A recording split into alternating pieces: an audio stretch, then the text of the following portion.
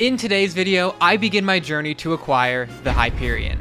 It's not going to be easy though, because not only will I need to drop a Necron's handle, which has somewhere between a 1 in 200 and 1 in 400 chance of dropping, but I'll also have to drop each of the 3 individual scrolls: Wither Shield, Shadow Warp, and Implosion, all of which also happen to be extremely rare drops. As you guys probably already know by this point though, I don't shy away from a grind, so it's time to get started. Really quickly though, before we begin, if you guys end up enjoying today's video, please consider leaving a like on it and subscribing to my channel to help us beat the YouTube algorithm. Also, literally everything you guys see in these videos is streamed live over on my Twitch channel, so if you want to be a part of all the fun, make sure to follow me over there as well. Anyways, without further ado, let's get back into my journey. So, after purchasing that second Wither chestplate for 8 million coins in the last episode, I was now starting to run a little bit low on funds, and to make matters even worse, Paul was no longer mayor, which meant that I was going to need to farm up a whopping 15 million coins worth of netherwort in order to keep doing floor 7 runs. And unfortunately, even though that really did not sound like my definition of fun, I didn't really have any other option due to the very limited amount of money-making methods available when you can't use the auction house or bazaar. So I got to farming, and after about 5 hours straight of netherwort farming, I had gotten those 15 million coins that I needed and was able to return to floor 7. And much to my surprise, that absolutely insane luck streak that started in the last episode continued almost immediately, as on only my 21st floor 7 completion ever, this happened. Literal trash in there, that's pretty bad. Alright, and bedrock chest! Implosion! Oh my god, what is going on? What is going on? This is so lucky. This is literally, what is going on? Oh my god, dude. Oh my god, what is going on? What is happening? So, yeah, that was kind of nuts. In just 21 floor 7 completions, I had now acquired a full set of Necron armor and the first of 4 RNG drops I would need to craft my Hyperion. I should also mention that it was around this time when Hypixel rolled out their second attempt at patching sword swapping. But rather than patching sword swapping, this time they just made the edible mace insanely OP.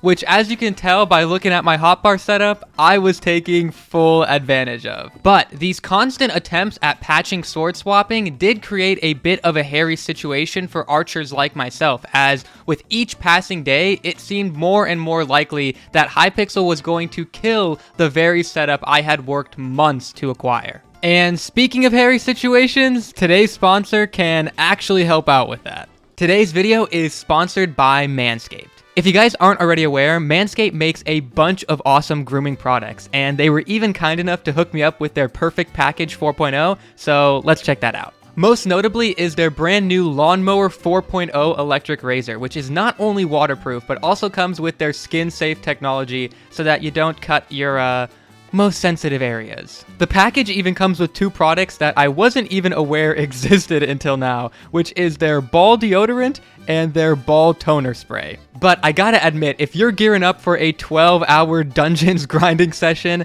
this stuff's nice to have. Anyways, for a limited time, if you head over to the link in the description and use promo code Ragetrain at checkout, you can get yourself not only 2 free gifts, but also 20% off and free international shipping on top of all of that. So if this stuff sounds interesting to you guys, make sure you check that out. And thank you once again to Manscaped for sponsoring today's video. Anyways, as awesome as dropping that implosion scroll was, it definitely did not mean I was done grinding floor 7s. Like I mentioned in the beginning, I need to get all 3 scrolls and the handle if I want to be able to craft the Hyperion, so I was just getting started. But before hopping back into some runs, I decided to first upgrade all 4 of my bone meringues to Soul Eater 1 using some books I had dropped over the course of my first 20 or so runs. And after running only a couple of floor 7s with these new and improved bone meringues, something truly unbelievable happened.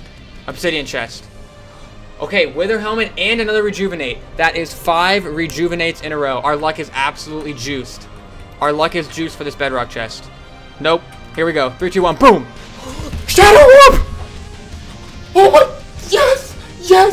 Yes, yes, yes, yes! You dude! Oh my... Yes, yes, yes, yes! I told you guys our luck was juiced up, baby! Let's go! I told you! Yes, dude! Let's go! Let's go, baby! Yep, that literally happened.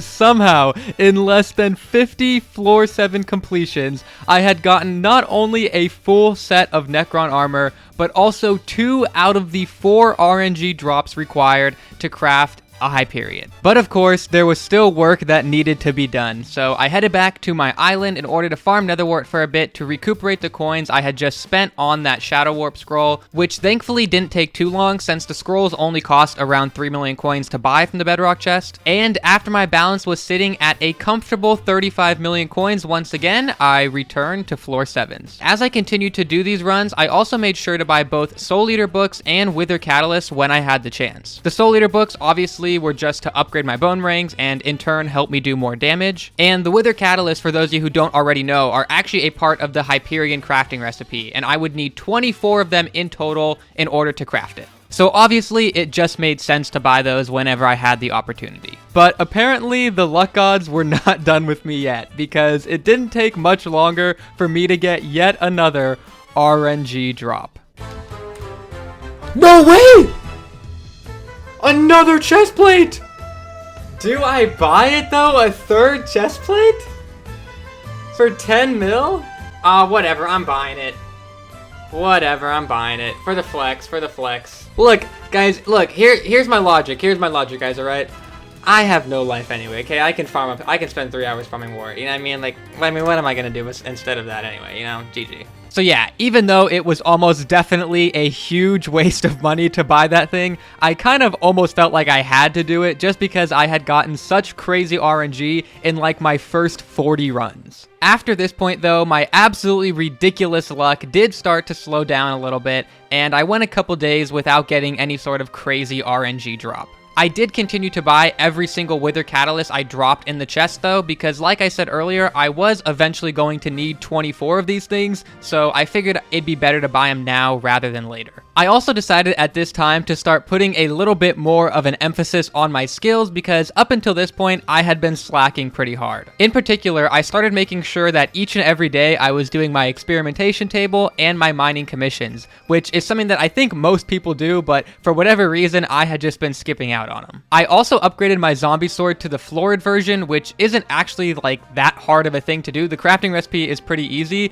but for whatever reason, I hadn't done it yet, so I finally did that. After doing about 40 to 50 runs though, where I pretty much got nothing interesting at all, I did finally get a bit of a decent drop when I got some wither boots with growth 6 on them, which will eventually become useful to me when I craft my storm set for that archer mage hybrid setup, but that's gonna be pretty far down the line. I even managed to hit my 100th floor 7 completion during this dry spell and get the golden Necron head. Make no mistake though, even though this technically isn't like an RNG drop or anything, it's still an extremely good item to have and was going to be a massive upgrade to my current setup. During this time, Jerry also got elected as mayor, which was an absolutely huge deal for my profile, because not only is it something that only happens like once every 4 months or so, but also because the last time Jerry had been elected mayor, I didn't really do much grinding of the event he brings along, and because of that was missing out on some pretty good items. So this time around, I was determined to grind the event a lot more than I did the last time, and in particular, I mainly wanted to get my hands on a Jerry Sheen gun, because it was used for a bunch of pretty good floor 7 strategies and cheeses that I simply couldn't do right now because I didn't have one. And I also wanted to get an upgraded rarity of my Jerry Talisman just to give my stats a little bit of a boost. So I got to grinding, and I even went ahead and installed a mod that would count down the amount of time I had left until I was able to spawn in another Jerry.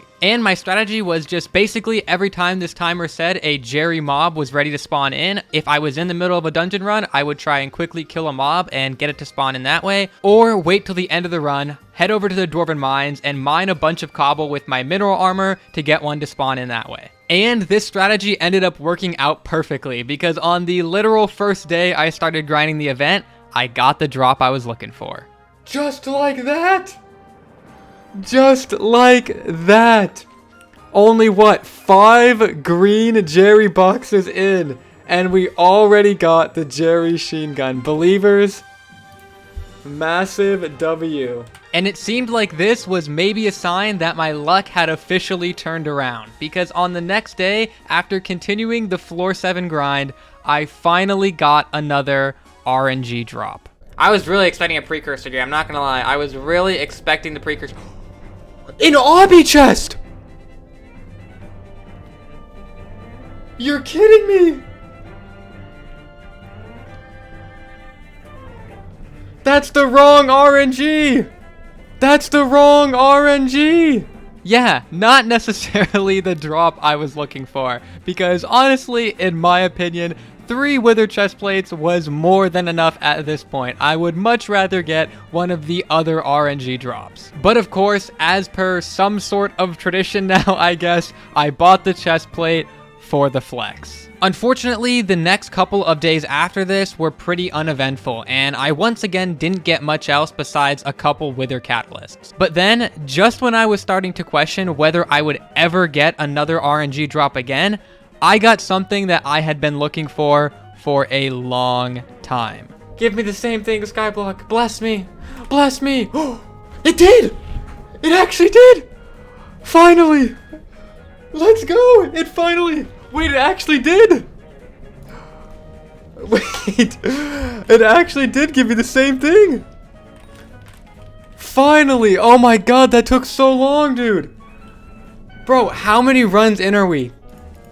155, and finally one for all. Now, getting this enchant was a very big deal, because at the time, even though deathbow swapping had been patched for like the last month or so, swapping to a one-for-all weapon still massively increased archer damage. So of course, I immediately applied it to my Shadow Fury and did a damage test. And the results were pretty insane. I went from doing 135,000 damage with the Bone Meringue by itself to over 330,000 when I first held out the one-for-all Shadow Fury. And if you think that damage increase sounds crazy, here's a test I did the next day in dungeons using both the one-for-all Shadow Fury and the edible mace, which was still broken. Wait, I have to try and time this right. 200 mil! Oh my god! Look at that, dude. I finally felt like a real archer, doing just completely insane amounts of damage that didn't even seem real. And I was ready to grind floor 7 harder than I ever had before. But then, the admins attacked, and everything came crashing down. Because literally, less than 48 hours after I had finally gotten that one-for-all book, the 3rd sword swapping patch was rolled out. And to say that this patch nerfed archers would be a massive understatement, because what this patch did was literally kill archers. Not only was that one-for-all Shadow Fury and edible mace swap completely removed from the game, but you know those 4 bone meringues I had? Yeah, that was not going to work anymore. Because now, if you swapped between bone meringues, it would detect it as sword swapping and make you do pretty much 0 damage. Which meant that the only thing I could do was use one single bone meringue, which, as you can guess, was not very good. I did manage to fumble my way through one more day of dungeons and even got a pretty sick drop doing it. Can we do it? Oh! Oh! Let's go! RNG, baby! Let's go! We actually got something. 8 mil coins out. Let's buy it before dungeon crashes. We have to remember that. Let's go, baby. Some RNG. Finally, we'll take it. Hoof. Yo, auto recombobulator, baby. Let's go. Nice. But it was still very clear during those runs that my setup was not going to cut it anymore, and something was going to have to change. Thankfully, though, the admins made that change for me, because on the very next day, they dropped the End Slayer update, which came with 2 brand new and very overpowered bows. So since I didn't have much of a choice anyway, since they killed my other archer weapons, I decided it was time to grind for a new one.